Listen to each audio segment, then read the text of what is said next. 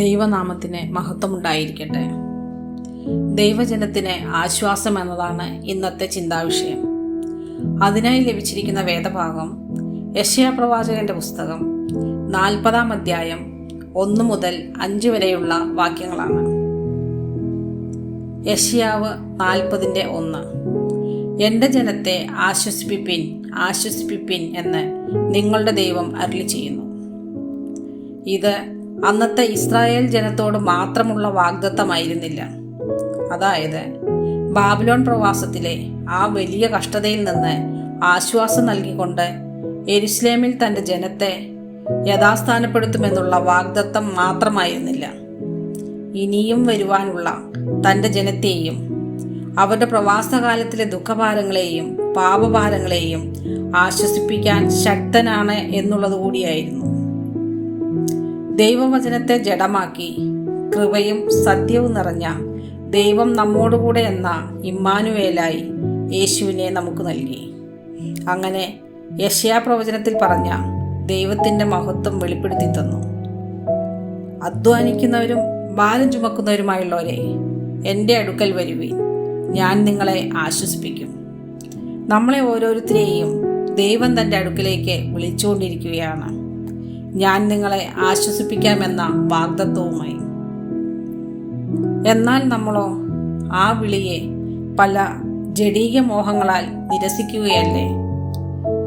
യേശു തൻ്റെ ജീവിതം കൊണ്ട് വ്യക്തമാക്കിയതാണ് തൻ്റെ അടുക്കൽ വരുന്നവരെ ഒരു നാളും കൈവിടുകയില്ല എന്ന്. ചീഞ്ഞ് നാറ്റം വമിക്കുന്ന അവസ്ഥയിലായാൽ പോലും അതിന് ജീവൻ നൽകുവാൻ കരുത്തുള്ളവനായ ദൈവമാണ് എന്നത്.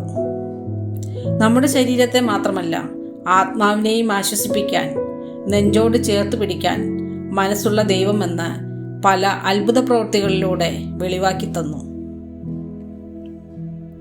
എൻ്റെ അടുക്കൽ വരുവിൻ, ഞാൻ നിങ്ങളെ ആശ്വസിപ്പിക്കും എന്നുള്ള വാഗ്ദത്തത്തിൽ വിശ്വസിച്ചുകൊണ്ട് വിശുദ്ധിയോടും പ്രാർത്ഥനയോടും കൂടെ യേശുവിൻ്റെ അടുക്കൽ ചെല്ലാം.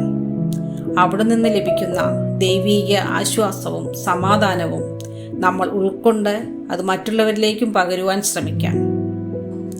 എൻ്റെ നുകമേറ്റുകൊണ്ട് എന്നോട് പഠിപ്പിൻ, എന്നാൽ നിങ്ങളുടെ ആത്മാക്കൾക്ക് ആശ്വാസം കണ്ടെത്തും. അതെ, ദൈവത്താൽ നിയന്ത്രിക്കപ്പെടുന്ന വിശുദ്ധിയോടുകൂടിയുള്ള ജീവിതം നയിക്കാം. വീണ്ടും ഒരു ക്രിസ്മസ് കാലം കൂടി വന്നു ചേർന്നിരിക്കുന്നു. പള്ളികളും ഭവനങ്ങളും ചുറ്റുപാടുകളും ഏറ്റവും ഭംഗിയായി അലങ്കരിച്ചിരിക്കുന്നു. എന്നാൽ ക്രിസ്തു പിറക്കേണ്ട നമ്മുടെ ജീവിതങ്ങളും ഹൃദയങ്ങളും അലങ്കോലമായി കിടക്കുകയല്ലേ? ദൈവസ്നേഹവും ദയയും കരുണയും നിറഞ്ഞ ജീവിതചര്യകളാൽ നമ്മുടെ ഹൃദയങ്ങളെയും ജീവിതങ്ങളെയും അലങ്കരിച്ചുകൊണ്ട് നമ്മുടെ ചുറ്റുപാടുകളിലേക്ക് ആശ്വാസം പകർന്നു കൊടുക്കുന്നവരായിരിക്കാം. സങ്കീർത്തനക്കാരൻ പറയുന്നത് പോലെ, ഏത് കൂരിരുളിൻ്റെയും പ്രതിസന്ധിയുടെയും നടുവിൽ മകനെ, മകളെ, നീ തനിയെയല്ല, നിന്നെ നെഞ്ചോട് ചേർത്ത് പിടിച്ച് ആശ്വാസദായകനായി ഞാൻ കൂടെയുണ്ട് എന്നുള്ള വാഗ്ദത്തത്തിൽ വിശ്വസിച്ചുകൊണ്ട് മുന്നോട്ട് പോകാം.